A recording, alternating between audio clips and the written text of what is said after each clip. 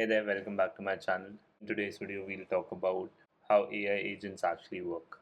So, everyone's talking about AI agents, but almost nobody explains what they actually are. Let's fix that in this video. The real mental model and the actual mechanics explained in a few minutes. So, let's start with the misconception. Agents are actually being sold as a magic box. You give it a goal and it just does everything. That's the pitch, but it is wrong. And believing it is exactly why people are constantly disappointed. Because agent isn't magic, it's a loop. One language model called over and over with tools. This is the whole thing. The model thinks, it picks the next step, it acts, it calls a tool, whether search, code, an API, then it observes the result and it feeds that back in and goes again. Think, act, observe, repeat until the goal is met. That loop is the agent. Under the hood, this has a name, the React pattern. Reason, then act. And it's surprisingly literal. The model writes out a thought.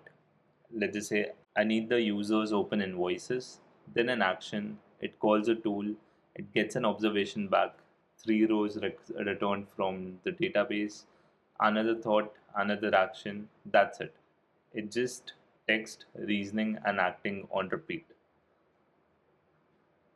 And when it says acts, here's what's really happening. The model can't do anything, it just emits structured text like JSON, the name of the tool, and the arguments. The code reads that, runs the actual tool, and feeds the result back into the loop. The model proposes, and your system disposes.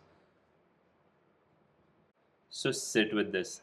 The intelligence isn't in doing the work, the tools do the work. The model's whole job is the routing. Which tool, with what inputs, and then next. Get that picture right and agents stop being mysterious. Now, the part nobody puts on this slide. Every time the loop turns, you append to the context the thought, the action, the observation. So the prompt gets bigger every single step. Watch the token count climb. That's real money per step. And the longer the context gets, the more the model drifts off track. Longer loop, higher cost, lower reliability. Which leads to why agents feel amazing in demos and flaky in real life. Errors compound. Say each step is 95% reliable, sounds great. Run 20 steps and you multiply 0.95 to 20 is 36%. Most runs never reach the end. The longer the chain, the worse it gets. So a real agent needs breaks. It should stop when the goal is actually verified, not when the model feels done. You cap the loop with maximum steps and a token budget, or it spirals forever, and you check each step before trusting it. Validators types sometimes a second model.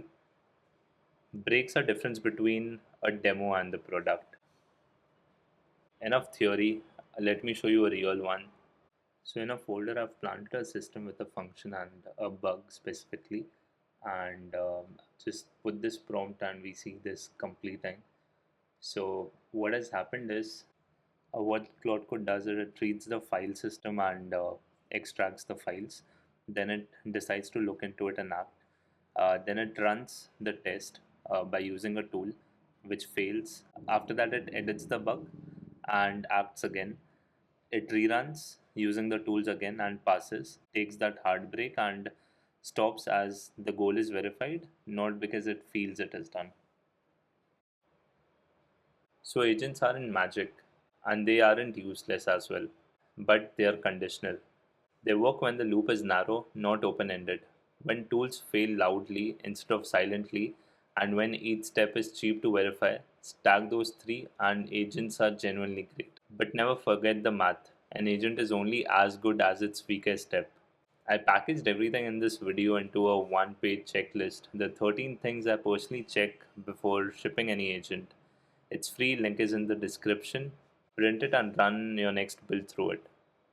And that's the real model. No magic, just a loop with tools and breaks. If this made agents finally click, do subscribe. I do this every week. No fluff, no hype. See you in the next one.